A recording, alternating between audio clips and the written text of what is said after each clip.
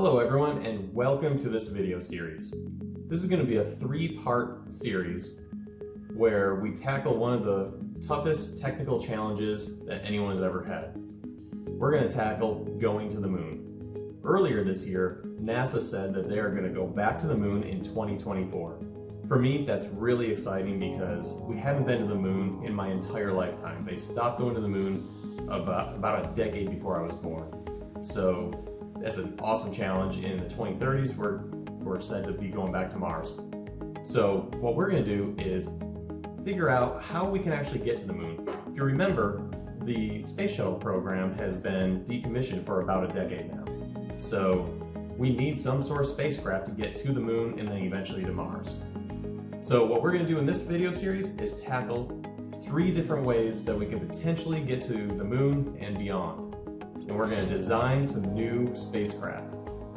I can't do it all myself though. I need a little bit of help. So I'm going to bring in the kids.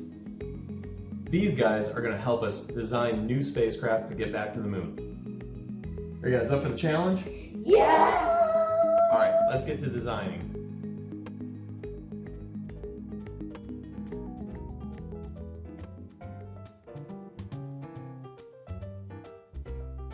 What we're going to do is utilize 3 different solid modeling programs. The first one, we're going to look at Allie's spacecraft, and we're going to use a program called SOLIDWORKS Apps for Kids. For Alex's design, we're going to utilize a new software from SOLIDWORKS called SOLIDWORKS X Design on the 3D Experience platform. And for the final one, it's going to be a secret spacecraft that I'm going to design inside of traditional desktop SOLIDWORKS.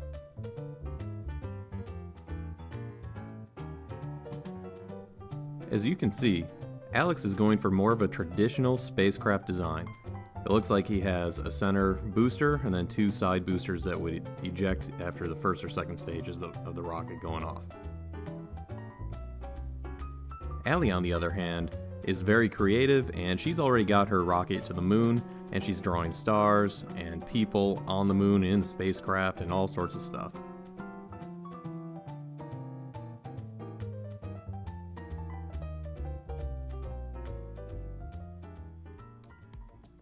When we get into the dashboard for Apps for Kids, you can see that we can create new components in the different apps. Shape it, style it, mech it, capture it, and print it.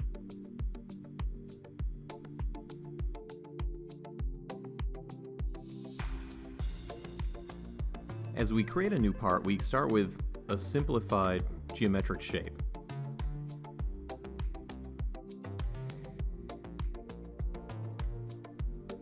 To modify the shape, all we have to do is grab a surface and pull.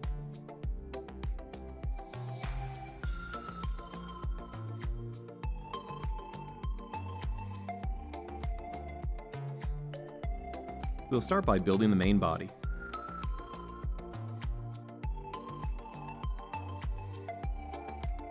Next, Allie's a big fan of unicorns, so she put a little unicorn horn on the top.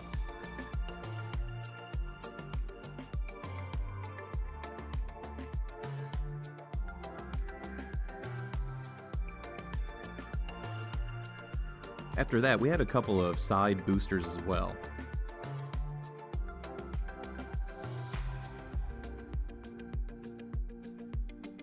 You can easily copy from one side to the other.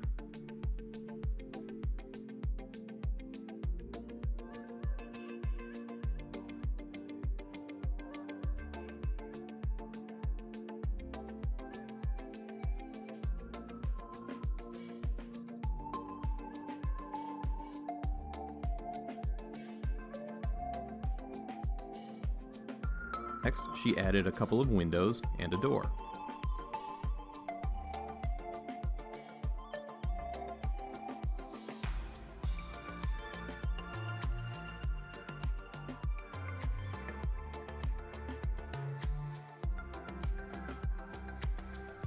Even with this being my first time actually using this program, it's pretty simple, and I think the kids will love it.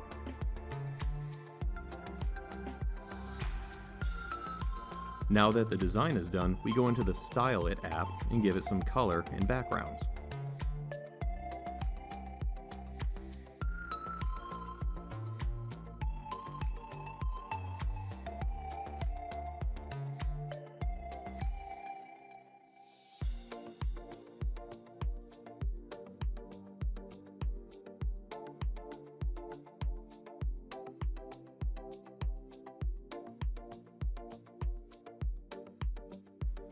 Allie did have it on the moon, so here we are.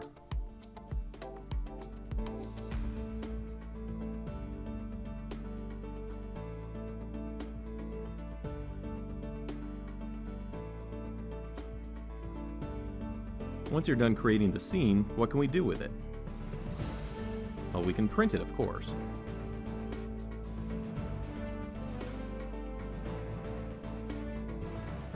There are different print options inside of apps for kids. One option is that we can make a color by number sheet.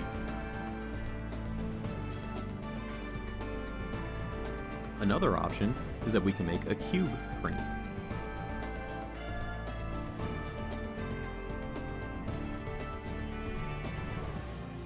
When we print it out and then cut it and fold it all together, it will look just like it would with all the correct sides.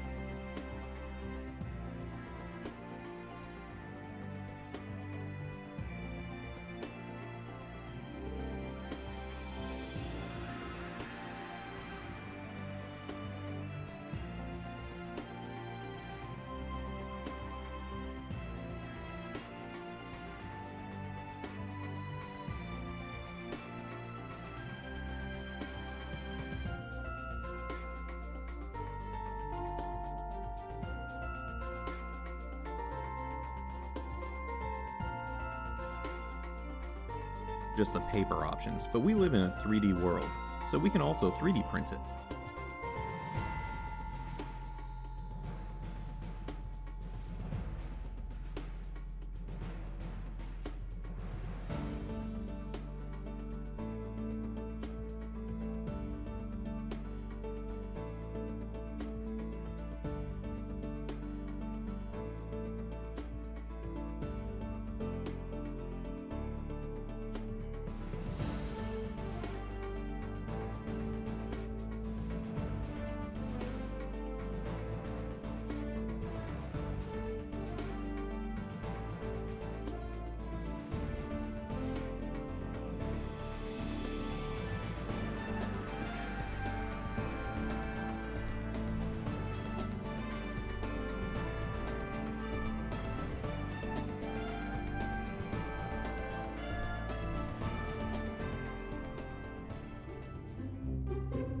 Allie, there's a lot of stuff that you got out of this program, right? Lots of stuff on the table, right?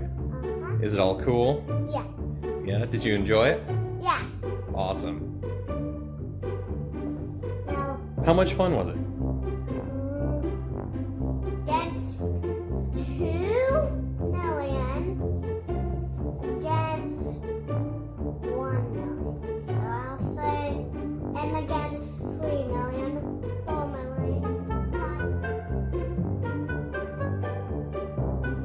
So what's the rating? I could either pick 1 million, 2 million, 3 million, 4 million, 8 million, 9 million, 10 million, 12 million. Okay, so what's the rating that you give this? 12 million. Is that the highest rating? Yep. Awesome. Cool. And I liked it to make